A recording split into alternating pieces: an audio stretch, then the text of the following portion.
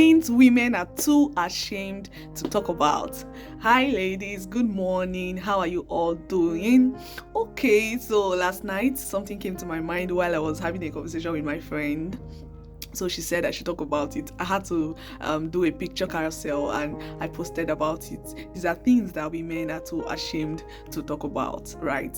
So let's talk about female circumcision, also known as female genital mutilation.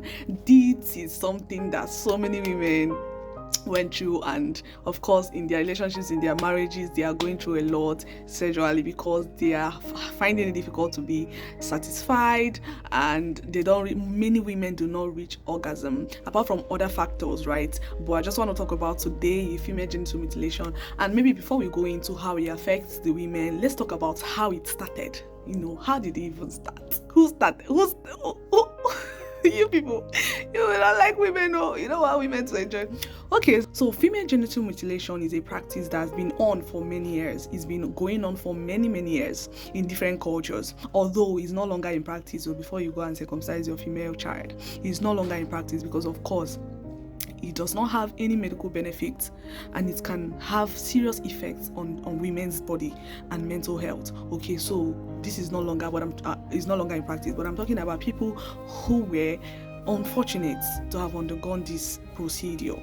Okay, so now they're having it difficult to reach orgasm, to get satisfied during intercourse. This practice was done because back then many families believe that, I don't want my female child to be promiscuous, so they believe that it's going to reduce their sexual desire, it's going to keep them for marriage, it's going to prepare them, keep their virginity, keep them pure, they will not desire men, they will not go and start living a wayward life.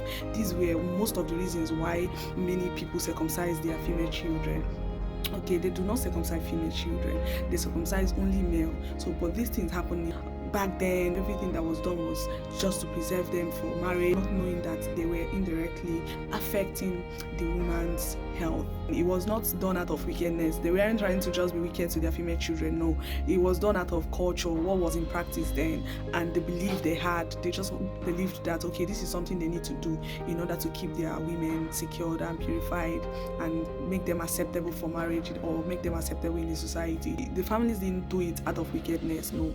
So that was what happened, and now many of our ladies are affected. Many people are affected by this practice. Many are married, they have never orgasmed, they have never reached orgasm since they got married. Yeah, so in this series, that's what I'll basically be talking about.